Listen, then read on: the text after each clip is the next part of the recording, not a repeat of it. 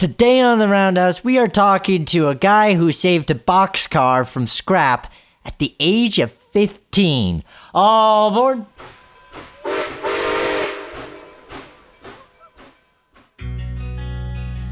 In days past, the roundhouse was where the railroad worker united with the steam locomotive, each to prepare for the journey ahead. Today, it's where we examine the history, the industry, the machines, the hobby, and the passion behind railroading. News, interviews, stories, and more. So climb aboard. This is The Roundhouse. Welcome to The Roundhouse. I'm your host, Nick Ozrak, and this is episode number 61 of our Trains and Railroading podcast, where we're talking about everything in the industry and the hobby. You know how it goes. You name it, we discuss it. Today was a listener request from Madison Kirkman. He said you should talk to Orion Newall-Veillemot, the guy who saved a Boston and Maine boxcar, a wooden boxcar, from scrap. And we are doing just that. Fascinating story about how he was able to pull together the resources to make the move happen, to get the boxcar from a museum to his house, as well as some of the adventures he encountered along the way.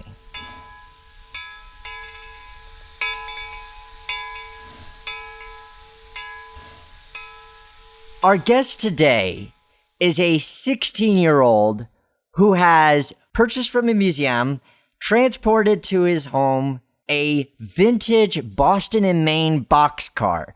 And did I mention he's 16? Please welcome to the Roundhouse, Mr. Orion Newall-Veillemot. Hi, thank you for having me. So, Orion, my first question, which Jim Lipnitz on Facebook kind of mirrored, is how does a 15-year-old decide that he wants to restore a boxcar of all things? Well, I went with a boxcar actually completely by accident. I do go to high school, and, I'm a sophomore right now. The boxcar actually came up as a Google search. I was looking more for storage containers, and I came across railswap.com, and there was a message or a posting from a guy by the name of Howard Pincus. And this boxcar happened to be located in Connecticut in a rail yard in Waterbury. And, I gave him a call and said, come down and look at it. I was going up to New Hampshire that week. And a week later, I was down there with my mom, a friend by the name of Joe Storetto, and met Howard Pincus, the railroad president for the Nuggatuck Railroad, and went and looked at this boxcar. It was actually, I ended up with it pretty much, I never thought I'd be moving a boxcar, but almost completely by accident. Were you interested in trains before you began restoring the boxcar? Yes. My mom was a volunteer at the Northern Pacific Railway Museum in Toppenish, Washington.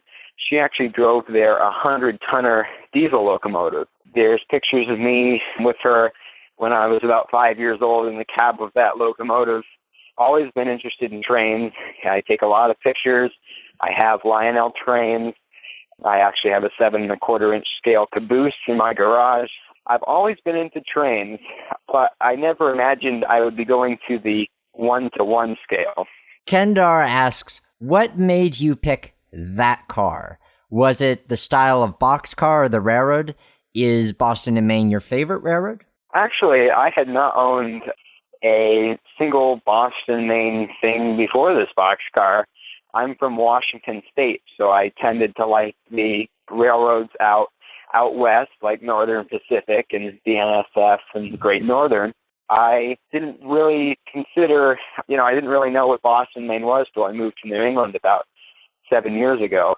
And what I found is that this boxcar, this was the only one available in my area, and it was the one with opportunity, and it was really my only option. I don't think I would have second-guessed it if it was New Haven or a Bangor and a Rustic. I think it would have been the same thing to me either way. But, now that I have this Boston and Maine boxcar, Boston, Maine has been something that I like to look at, and if I'm at a train show, I'll pick up the thing of a Boston, Maine now, and I actually went and got a model of my boxcar on HO scale, Boston, Maine again.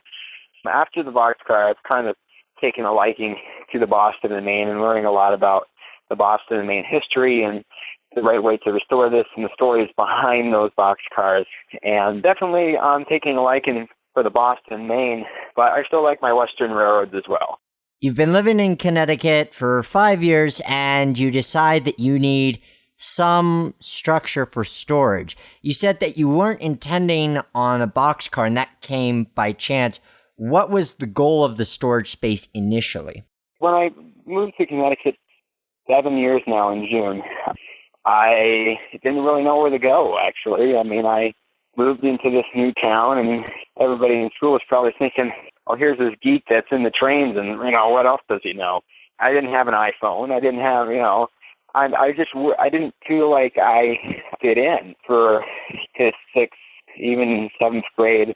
Eighth grade is when things really started to change for me. I was getting myself involved, and I realized I'm not sure if I necessarily need friends in school or need friends my age. I can branch out, and I had a lot of older adult friends, and I started getting involved in many different things. And, I've always been an ambitious person, and I have a lot of tractors, actually.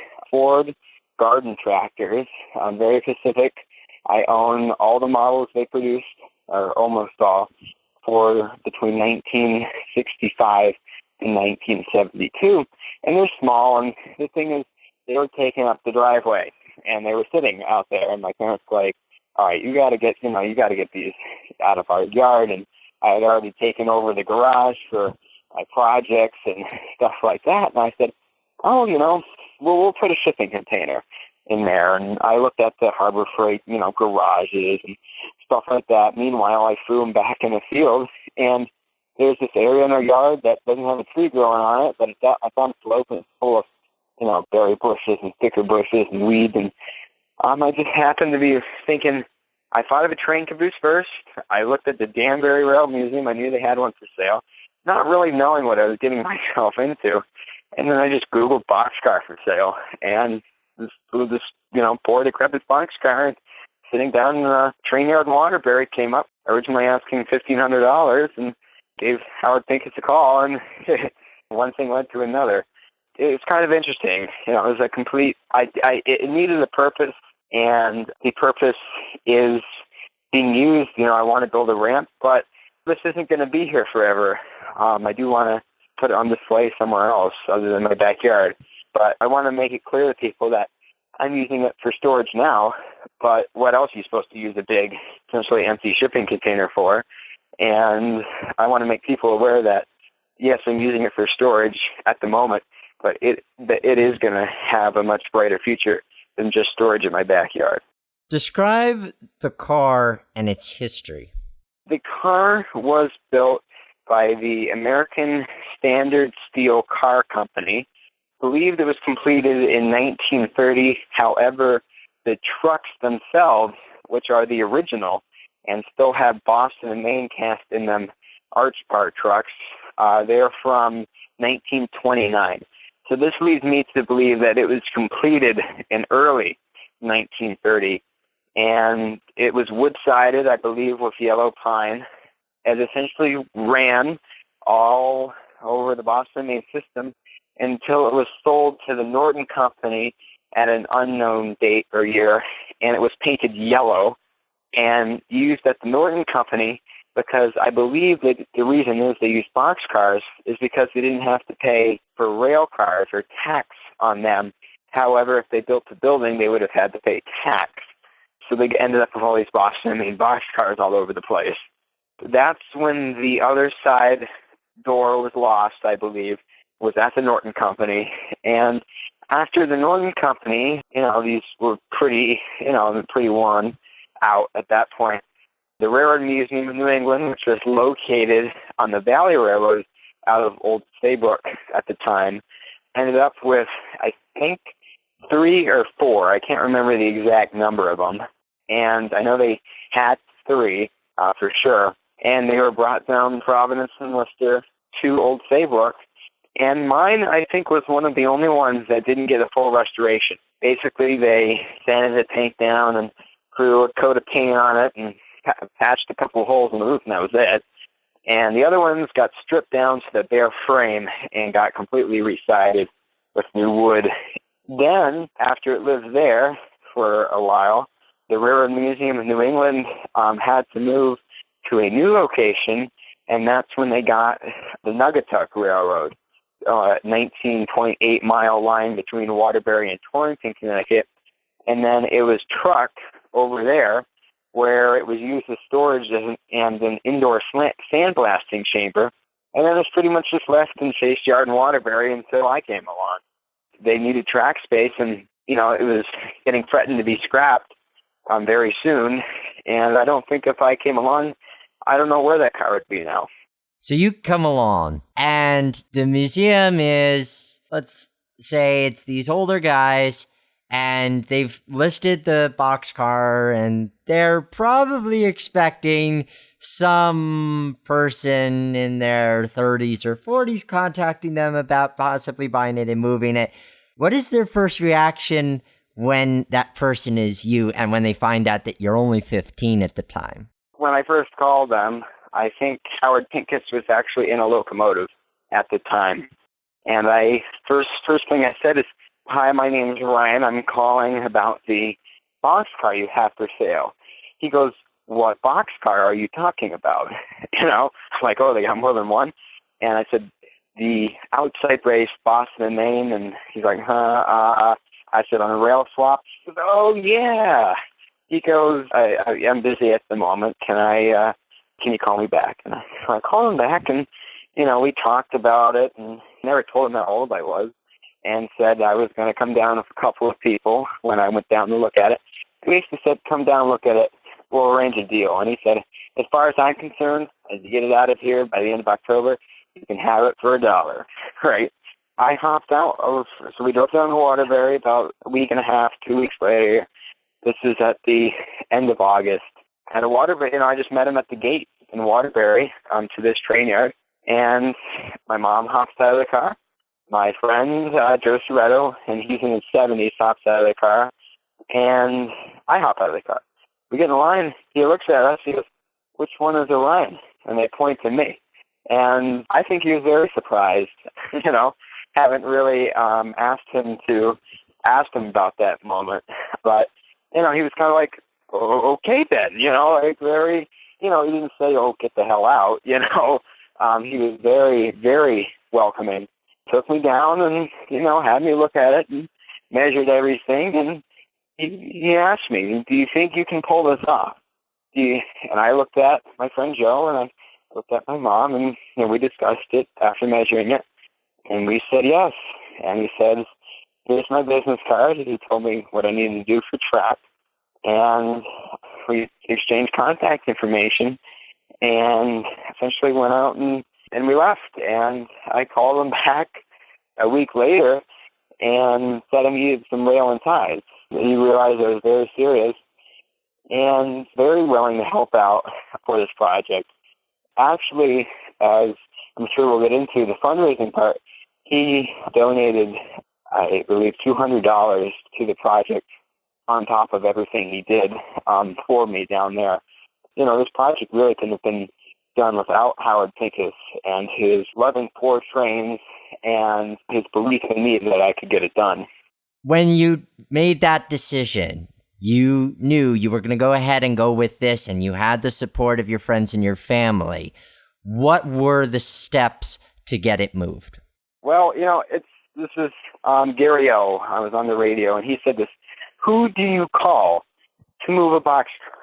Well, I don't, that's the same thing here. I don't know who I call. And I started asking around town for a train first before I started calling all these trucking companies, weren't getting back to me. And I put it on U-Ship at a very high estimate. And because I saw shipping wars on TV, they shipped a caboose, they could ship a boxcar.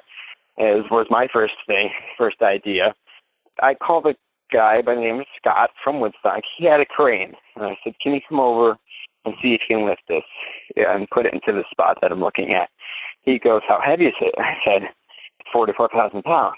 He goes, my crane can't lift this, but I know a guy that can. And he got me in contact by a guy by the name of Harry Leo, and from Webster, Massachusetts. And he came down, looked at the thing, and said, yeah, we can do that. But, I also own a truck, and we could transport the thing. And I said, okay, get me an estimate for both.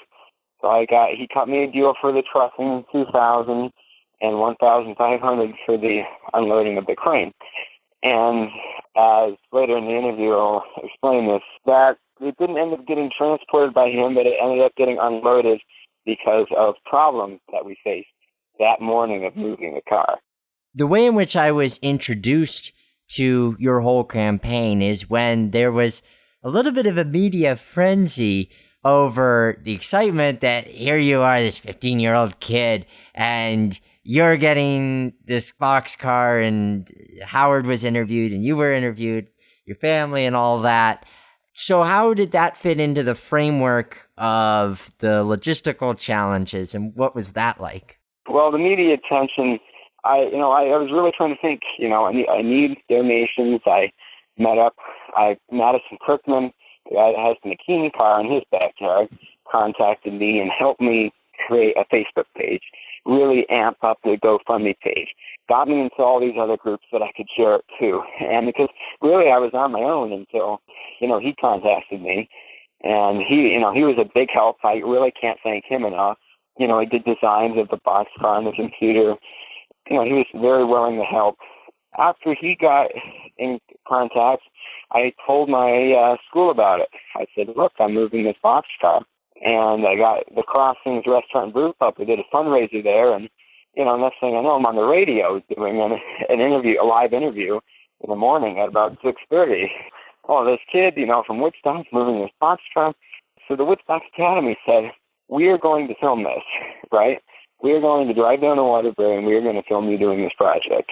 At one of my first fundraising events, I happened to run into a guy by the name of Don Gallant, which is with his production company, and they again wanted to do a whole thing on me. So here you are, you have one production company and a school willing to film you already, and I'm on the radio. And I said, oh, why not?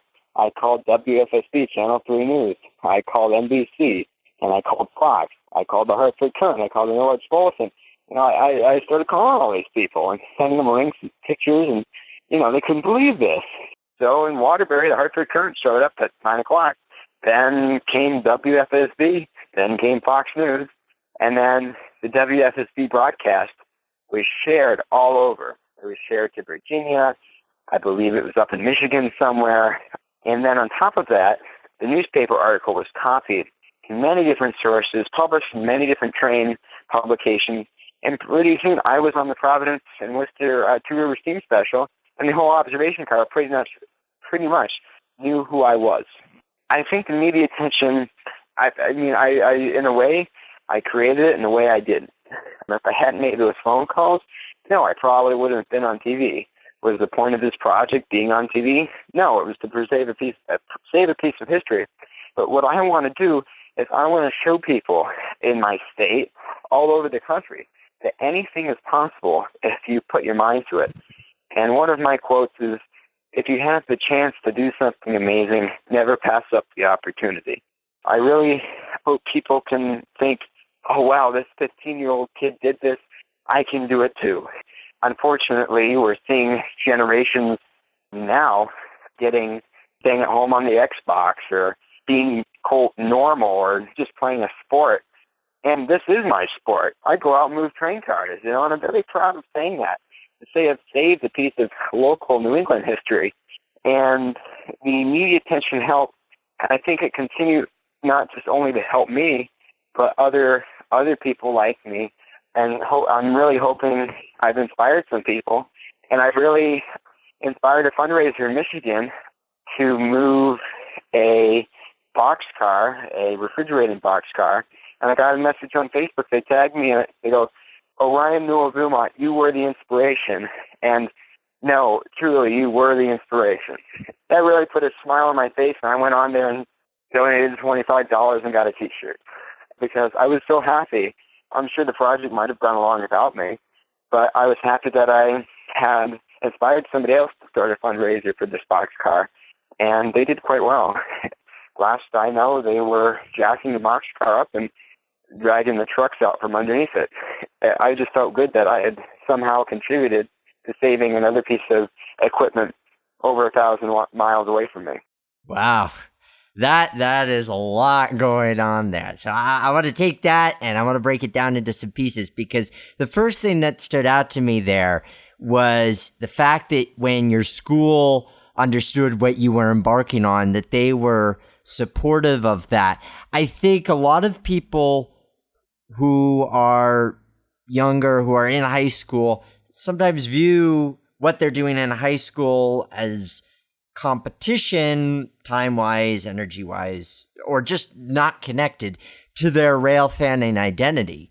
The fact that not just your peers, but the adults at the school recognize the educational value of this and saw the importance of supporting this, I think that's really good on their part as well. Oh, yeah, I totally believe so. And I was shocked. In a way, I was shocked. In some ways, I wasn't. I basically went to the guy that makes all of our school commercials and videos, and I said, look, I'm moving a boxcar. What? You know, he knew me before, and he wrote all the information down. He goes, I got to go talk to my boss. We got to do this. Talk to his boss. Oh, man, we got to do this. Talks to the headmaster. Yeah, we're doing this. Here I am on their Instagram page, and, you know, they're having me print out flyers for the fundraiser, and they were very willing to help. And I think they wanted to show, I think, in a way, it was for them. Obviously, when you say, look, this kid goes to the Woodstock Academy, it's good promotion for them. I put a bumper sticker on the boxcar in each end when it moved across the state. Also, I think they wanted to influence other students on what you can do if you put your mind to it, kind of thing. I think a lot of other students were impressed by what I did. Some people thought I was absolutely crazy. Some people actually made fun of the project in a way. You know, I didn't let that bother me. I thought, well, when it's in my backyard, you can come and see it. You know, they definitely helped. And yeah, I don't think a lot of other high schools would have. I realized how important this project can be to not only them as a school, but as a surrounding community.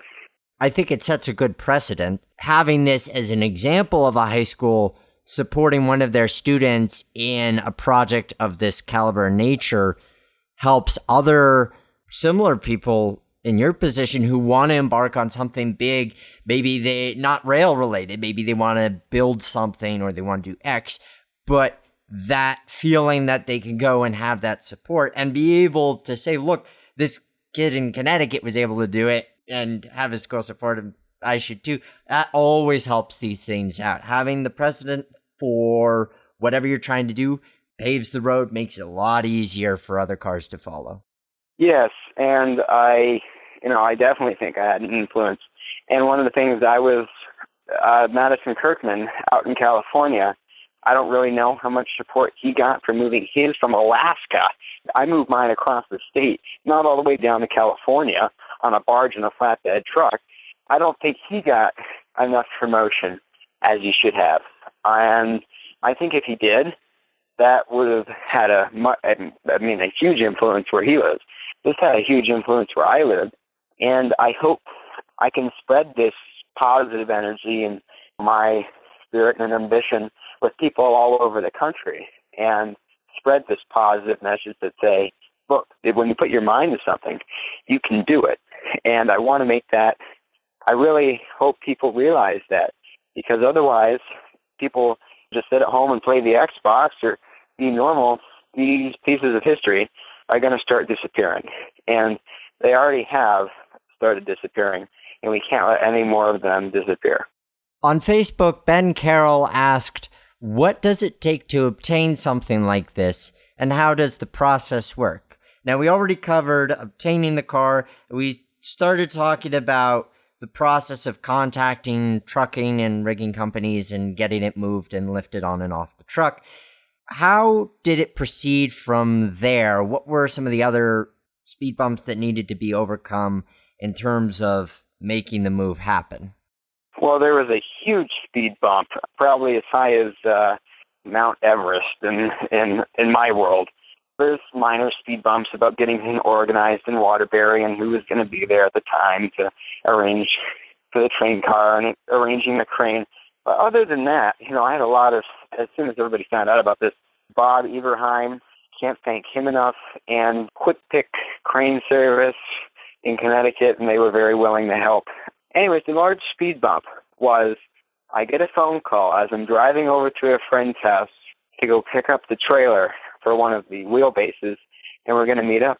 And I get a call. This was at, I think, 5 o'clock, 4:50 in the morning, right, Wednesday, when the thing is supposed to go down.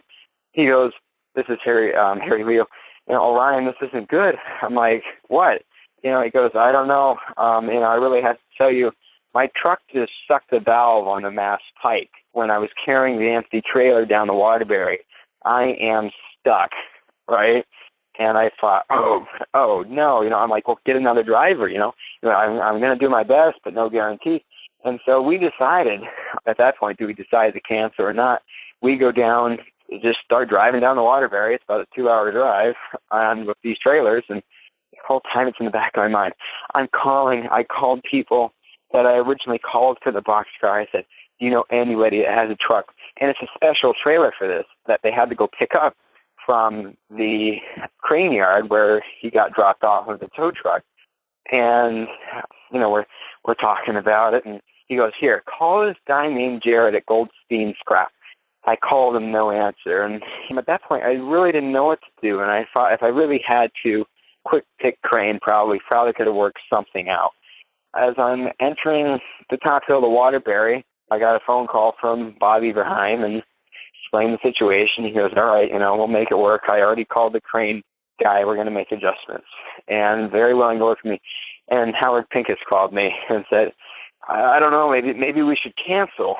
I'm like, "Cancel? No way." And, we're not canceling. He goes, "Okay, this is up to," I said, I got things under control, which at the time I really didn't. "We're going to continue." He's like, "All right." And I think he was very surprised how I handled that. By the time I got down there, by the time I got to the yard, this whole thing's in the back of my mind. Harry Leo was going to try to find somebody. I didn't know if the Boxcar was even going to get moved, even lifted off the ground that day. I had the crane sitting there, and another train car was getting unloaded the same day. And all of a sudden, Harry Leo calls me. He goes, "Call this guy by the name of Jared. Goldstein Scrap. Here's his cell phone number." Wrote it down on a scrap sheet. I think I actually wrote it on the side of the wall in the Boxcar. And dug out got Jared on the phone, and unfortunately, he couldn't make it down there until like 3 o'clock to 2:30 at the latest, because he already had a previous job. He had just scheduled 30 minutes earlier. I talked to the crane guys and talked to Howard and the brakeman and other people about it, and we can do that. That's all right. We're already here. I went out and got coffee and donuts for everybody. We made it happen. He got down there. All the news crews were waiting. We were ready to go, and boom, we got it on the trailer. It was just amazing because it was like, who do you call at 5 o'clock in the morning to move a Boxcar, right? I found the guy with help of other people, but we did find a guy. And then the next speed bump was we got it loaded. We got it in the truck. Jerry goes, "I didn't bring any chains." We go, "What do you mean?" "I didn't bring any chains to hold the Boxcar to the trailer. I thought I was moving a shipping container." Oh, no. We're all looking at each other like, okay, it's 5:30. Who do you call in Waterbury to go get chains to hold the Boxcar to the trailer? And at this point, we couldn't move it. Howard goes, "Hold on." He gets in his truck with my friend. They go back to the locomotive shop up in Thomason. They raid the thing of every chain minder, strap they could find in that place. Come back with a with a pickup truck full of chains and chain binders. Said, "Well, I'll borrow it." They said, "Borrow it. We'll return it at Christmas time." And the main man, we got that Boxcar strapped down, and by 9:30 or about 9 o'clock, we left Waterbury to head to Woodstock in the dark with this Boxcar. It was just amazing. it was an amazing experience to think, wow, we're really doing this, to see it pull out of there. And, it was another amazing experience to move that car. And, I was happy that we were able to get DOT permits. That was very important, and stuff like that to move it. We got about 3 miles from the train yard. Bang! Right out of nowhere. Glenn Boyce, my friend in front of me that was hauling the trailer, had dropped the trailer with the truck on it on the highway, dragged it, and they went off the side of the road, right, onto the shoulder. I'm like, oh, no. And Jared turns to me, and he goes, oh, that guy is really effed up. And I was riding in the cab, and I said, well, we can't stop at this point. He had pulled the whole hitch off the back of his truck with that wheelbase on there. And so now it's on the side of a highway in Waterbury. We ended up getting the Boxcar all the way back to Woodstock. It took us 2 hours to get it in our driveway. Finally got it in our driveway, and after we got that in the driveway, and here it is, 1:30 in the morning, the other wheelbase had made it, and what are we supposed to do about this other wheelbase that's on the side of the highway in Waterbury, right? It ended up getting towed to a local towing yard, got back up at 7 o'clock that morning, and drove back to Waterbury with our Chevy Suburban, picked that trailer up, and brought it all the way back to Woodstock. We unloaded the Boxcar. It was on my track at about 5 o'clock. Dang. That is one thing after another. Yeah, it was a speed bump after a huge speed bump after speed bump after speed bump, and a little speed bump. There was definitely issues, and they're quite right. I'm surprised I overcame them and kept my cool. Let me tell you, you will learn more doing that project in the months that I did it than you will ever learn in a year of high school.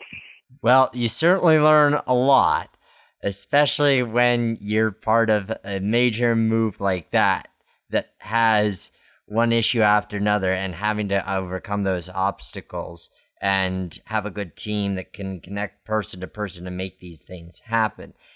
Now, you finally managed to get it into your backyard. Now that it's here, first I want to look at the crowdfunding campaign that you did.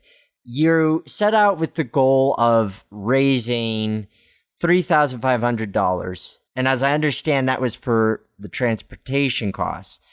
But as of now, recording this episode, you've raised $4,065. What led to your campaign being successful, and how does it continue to be important for the work that you're going to do? Well, what's interesting is the GoFundMe page still has the original goal that I set. I actually started it lower, and then I had to raise it because of the cost. And what ended up happening is because of all the speed bumps that happened that day, ended up going, and that's not all I got on the GoFundMe page. That's the majority of it, but I got a $1,000 matching grant for the whole campaign, and so that was in there. And then on top of that, I got many donations after I moved it. The news media helped tremendously. They put the link to the GoFundMe page. I had donations coming in for 2 months after. Very sporadic, but every once in a while I'll get cash in the mail or a check with good luck with your project and their mail address, send them a thank you card back. In the meantime, it was not really much I could do, but I'm getting the wood milled. That'll cover that cost for replacing the floor that was rotten. I have all the paint to paint the Boxcar, which majority of that was donated to me by Bob Bardell. I have over $1,200 in paint and paint products to paint the Boxcar and restore it on the exterior. And so that was very good. And so definitely everybody's support helped, and that money went a long way. And it just didn't help the transportation costs, but it helped preserve that. It helped me lay that railroad bed. Those donations helped me pay for the ties that needed to go on. The ties were for me to find. That was not part of the bikes that I got from Howard Pincus. So I found ties. I bought them off the railroad, and brought them to my backyard on a trailer. All the diesel it cost to excavate and make a wall to hold the pressure of the boxcar. And, it really just didn't do the transportation. It helped a lot, and it already boosted restoring this boxcar. There was money left over that I went and put back into the boxcar, over 20 gallons of paint, I believe, and stuff like that. It really just helped tremendously. And I think what started that is mainly Facebook. I don't think this project could have been done without Facebook, and the news media helped tremendously. Where are you at with the restoration right now? With the restoration right now, it's been cold, it's been raining, it's been snowing. Haven't done much, although 2 weeks ago, as I posted on my restoration of the Boston, Maine Boxcar number 72249 Facebook page, I started replacing a rotten section in the floor that I found underneath the stainless steel that was used for the sandblasting chamber. So I got this saw and hammer, and that board is like over 2 inches thick, and it's double layered. And that wood, unfortunately, has to be custom milled. I can't walk into Lowe's and go buy that. That's probably going to end up being a pretty penny. I found a guy that can do it, and he's willing to help out. And it's tongue and groove on top of that. So it takes special machinery to do that. I thought it was a little, I'll just replace the top layer, but then I realized, the whole thing's rotten right through, and this wood is the original floor. So I think I took out about I would say 4 by 6 or a 5 by 6 section out of the floor that was rotten. And I'm in the process right now of fixing that. And so hopefully that will be fixed here in the next week. I hope to have that complete. And that was the first order, because I don't want somebody falling through the floor and getting a mouthful of arch bar truck. I wanted to make sure that was safe, because a lot of people come and see the boxcar. I didn't want somebody walking over there and falling right through the floor onto the track. I fixed that, and that's really where I'm at the moment. Do you want to get the car operational again? Yes, I have all the air brake equipment to make it operational that I took off the bottom when I moved it, and it's all sitting in the boxcar. I definitely want to make it operational. The bearings appear to be in great shape. Doesn't look like it got a hot box or anything like that. But the problem is oil bath bearing trucks. Railroads don't like that in interchange. So unfortunately it can't be moved. And I could probably go put a new set of trucks, roller bearings underneath of there. But then you would lose the original 1929 Boston, Maine trucks. So I don't really want to do that. So I'm hoping that I will make it operational, fully functional, and get it to a rail museum, railroad, the short line that might do, for example, I have many railroads in the back of my mind, and many people have asked about it. Use Conway Scenic for an example.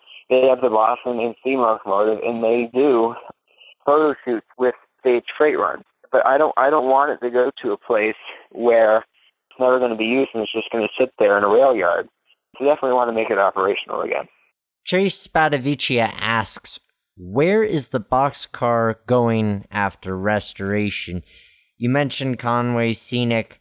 What are some of the criteria for you besides the fact that you want to see it used? Well, I mentioned Conway Scenic as that is an example. I'm not guaranteeing it's going there, or not shooting that idea down either. I'm really open to people giving me suggestions, honestly. One of my ideas I'm thinking of is bringing it to a museum, like I promised, on public display, and having it be used, but maybe keeping the boxcar in my name. So I'm still the owner of it, in a way, with permission for the Railroad Museum or Railroad, wherever it goes, to use it. Just in case, it ends up falling into disuse. I want to find the best possible location where this looks like it's going to be used. It looks like it's actually going to get to stretch its legs a little bit, and where the public is going to be able to see it. That's basically my criteria. See this boxcar, see the work that's been done to it.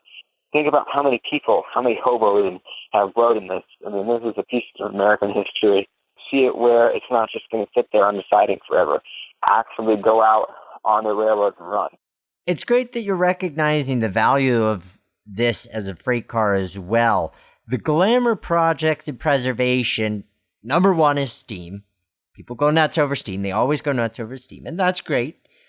And then locomotives in general, and then passenger cars. Freight often gets overlooked, even though it's an important staple of things like photo charters. The fact that you can't ride on it tends to be a barrier for people to feel connected to it, unless perhaps it's their favorite railroad. What are the cases you would make in terms of your own history with this cart so far that having a boxcar is equally as exciting as other restoration projects? Well, I think this one is unique in and of itself because, especially to New England or anybody in the country that, nobody's ever seen a Boston, Maine, or somebody out in California may have never seen a Boston, Maine piece of equipment. I think they're very important because if you look at it, think about how many thousands of wooden outside-braced boxcars roam America. I'm not sure if you can tell me, name where 3 of them exist. I mean, you just don't find them. And, sure, there may be one in Washington, one in California, but think of the thousands that were there. I would make a bet there's probably maybe even more cabooses left than there are wooden outside braced boxcars left. Nobody quote me on that, but that's the feeling I get. Everybody sees a picture. And the cabooses everybody wants because you can ride in those, turn them into a bedroom and a tiny house and stuff like that. But what do you do with a boxcar? Well, essentially it's a storage unit, but I think a boxcar really has potential to be an addition to a museum, or even, I'm sure that, there's ways you could have somebody possibly ride in it, but that's not really what it's designed to do unless you're a hobo. And I just feel that it's very important because of its uniqueness, because they're disappearing. A lot of them are scrapped. It's a wooden freight car. And a lot of them are metal. I would make the case that this is very important just because of how much American can relate to this, or how many people have seen the classic hobo riding in a boxcar. I mean, this was around during the Great Depression. Think about this. This thing created American jobs by building it in America, and it helped transport Americans and goods all over New England and all over America, for that matter.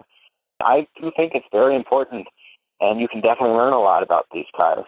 And I think people are starting to realize the value of them because there's not a lot of them left. The last question that I have for you, Orion, you're still in high school, and a lot of adults who are in the railroad industry and their hobby often are concerned about the sustainability of the hobby. How do we get kids interested? How do we connect them to restoration projects and the opportunities those provide? How do we make it exciting for them? And you have motivated yourself with a lot of what you've done here. But I'm wondering, based on your own enjoyment of it, and your own personal knowledge of what it's like to be a teenager, what are the ways in which to excite people who are your age, who could be open to doing something like this, but haven't discovered the taste for it yet? That's a good question. I think many people will have different answers than what I'm about to tell you, or I'm not sure if I have the right answer to that question. I'm not sure if really anybody does. But I think the problem with younger generations is, in one way, the school that they're surrounded by and the influence that school has on them. I go to school in 5th grade, and you got to do your work. Well, why? Oh, you have to have a good education to get a good job. Which that's true, in some ways. And you get to 8th grade. Oh, you got to start thinking high school. We really recommend you go to this college prep high school, or this other, when you get to 8th grade, they really start forcing college on you. And I feel that these schools don't widen up their view. Bring back the shop classes. Bring them back. Bring back where you actually go out and do stuff, and not just sit on an iPad and learn math problems. That's boring to me. That's why I go out and do this stuff. Well, get it during the sport. Oh, we got to promote the sports, right? That's, a lot of the school's attitudes. And they do, but what about the community project on the street? What about painting the fence to the old schoolhouse building? You got to promote that, and they don't. They promote college and sports and a few other things in between. And I think that's the problem. It's not getting promoted enough through the schools in general. College, get a degree and go do a job and then retire. That's basically the attitude that I got. And letting you know, I strongly dislike school. Just like, I'd much rather be, out moving a Boxcar than at school, but I realize you do have to graduate high school. In school, I feel that I'm special in a way, and like I said, I don't get along with some people, or some people don't realize the value in me. That's fine. But once I got on TV and all of this other stuff, which, I never intended to happen, everybody was like, wow, this kid knows what he's doing. This kid's going to go somewhere in life. And I hope I go somewhere in life. Pretty much already gone somewhere in life. And people realize I know what I'm doing. I run my own business, actually making and selling maple syrup. And I like to consider myself an entrepreneur in many ways. I just think people have to broaden their ideas. I hope people recognize the value in me, and certainly hope so. I don't want to be out by myself, the whole life. And there's a very select group of people out there that say they've done this. That, hey, I've gone out and saved a piece of railroad history, but I don't think people value that. I saved a piece of history as much as they would, hey, look, I'm on a varsity sports team. I think that's definitely an issue. And then going back to the second part of your question, how can we make these connections? Like I said, it starts with the school, but second part would be definitely is the railroad museum themselves. We got to make them open. We got to make them willing and stuff like that. Unfortunately, some of the museums that are not as welcoming as others. The Railroad Museum in New England, as soon as I moved this Boxcar, they wanted me right on board, And Christmas season, I was a conductor, became a member, and now I'm doing what they need me to do. And I'm actually the Easter Bunny on their train. And people don't realize that when you volunteer for a Railroad Museum, it's not just working on the locomotive, just not painting the train car. You can work in the station. You can volunteer to be Santa Claus or many other different things that people don't necessarily realize that you can do. And I think that's kind of thing. I think we just need to broaden it up to high schools and really get the railroad museums to really start promoting themselves, because there's not going to be enough people left to save all this equipment. I'm looking right now at my Facebook post here, if you don't mind me quoting some people. Alex Hannes, I hope I'm saying that right, said, I think a lot of young people who otherwise would love to be involved in preservation are put off by people that have been doing it for years. It's important that young people be able to get their hands dirty and even make mistakes so they can learn and be included in projects. I'm not saying I expect every parent in the world to allow their son or daughter to bring a Boxcar home, but people learn best by doing things, not just watching and idolizing others. If you're young and interested, get out there and do it! ! And I think that's very good. And one of the volunteers, Matthew Stuffin from my museum, commented, very true. And he says, when I turned 18, I joined the museum. And he says, I may be one of 10 active volunteers under the age of 40. And Howard Pincus wrote back to him, and he said, I wish I had 25 more like Matt Snuffin. He's a young, intelligent, and capable, and he takes on the responsibilities for projects that need to be done.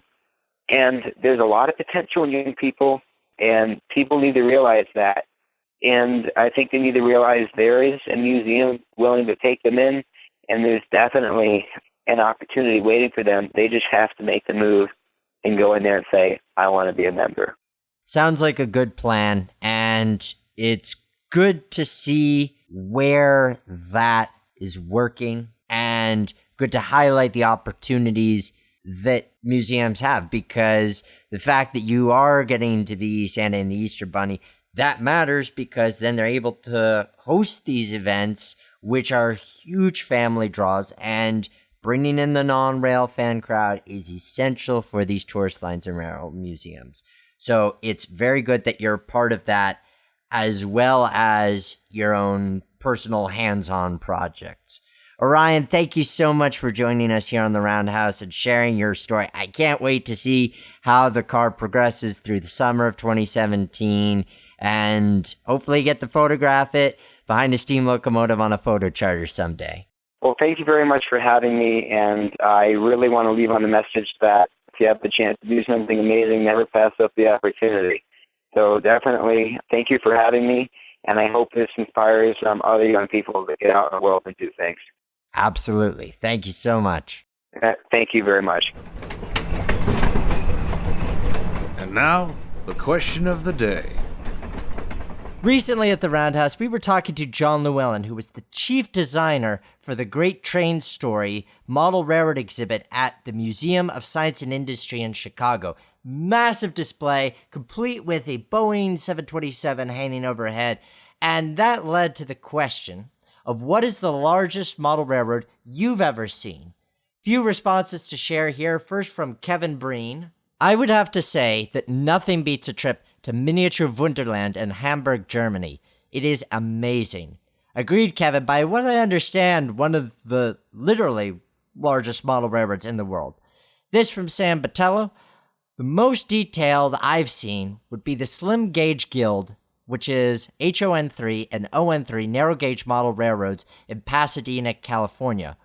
Overall, I would have to say the La Mesa Model Railroad Club and their recreation of Tehachapi Pass.